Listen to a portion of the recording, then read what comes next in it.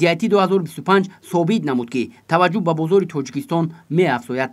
ширкатҳои хориҷӣ омодагӣ нишон доданд ки ба самтҳои афзалиятнок аз ҷумла экосаёҳӣ ва саёҳии варзишиву фарҳангӣ сармоягузорӣ кунанд. 16 январи соли 2025 зимни сафари давлатии президенти ҷумҳурии исломии Эрон ба Тоҷикистон ба иштирок дар ҳамоиши тиҷоратӣ, сармоягузорӣ ва гардишгарии ду кишвар, пешвои миллат муҳтарам Эмомалӣ Раҳмон аз шаҳрвандони Эрон даъват намуданд ки ба Тоҷикистон ташриф оранд.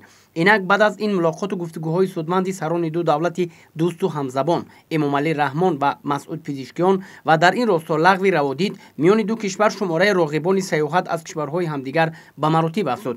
дар ин робита ширкати ватании FlyTG дар ҳамкорӣ бо ширкати гардишгарии Нодиапарвози Эрон тасмим гирифтанд ки дар масири Душанбе ҷазираи Киш парвозҳои мустақими ҳавоиро ба роҳ монанд. шуруъ аз 27 ноябри соли ҷорӣ парвози мустақим дар масири Душанбе Киш амалӣ мегардад.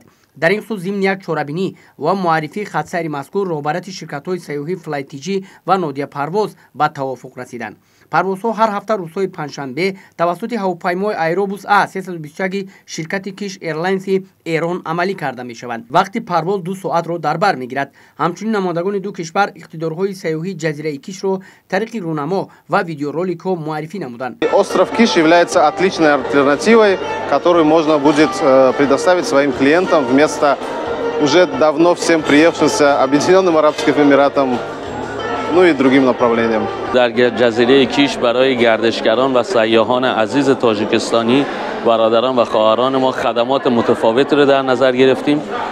هتل های 5 ستاره و 4 ستاره تاپ با تمامی خدمات، همینطور گشت های مختلف و برنامه هایی که در کیش میتونن ازش استفاده بکنن، از ورزش های آبی تا استراحت در کنار دریا، پلاژ شنا کردن و لذت بردن از غذاهای دریایی. با مقصد رشد ساحه سیاحی خصوصا جلب سیاحان خارجی به تاجیکستان افتتاح می‌گردد. اکنون دوستداران سیر و سیاحت می‌توانند طریق این خطسیر مستقیم هوایی از جزیره آزاد کیش ایران که نیگین خلیج فارس عنوان می‌شود دیدار نمایند. موسم اساسی سیاحت در جزیره کیش همساله ماه نوامبر شروع می‌گردد. جزیره کیش در استان هرمزگان ایران واقع بوده با طبیعت زیبای و نوتکرارش یک از جالبترین موضع‌های سیاحی در جنوب ایران میباشد.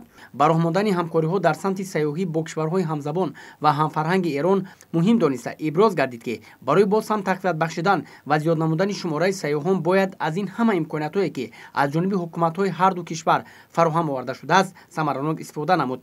راهاندازی پروازهای مستقیم هوایی در خطسیر دوشنبه کیش برای باز هم مستحکم نمودن رابطه‌ها دایر به همه نمادهای سیاحی بین دو دولت همزبان و همفرهنگ، جلب سرمایه‌گذاران ایرانی به ساحه سیاحی و زیاد نمودن جهانگردان از هر دو جانب زمینه مساعد فراهم می‌آورد. این اقدام مرحله نوی رشد رابطه‌های سیاحی و تجارتی بین دو دولت ارزیابی می‌گردد. زیاد نمودن شماره پروازها امکان می‌دهد که سفرها در این مسیر دسترس و برای سیاحان موافق کردند. زیاد نمودن پروازها در این خط سیر قدمی مهم در تحکیم همکاری فرهنگی و اقتصادی میباشد.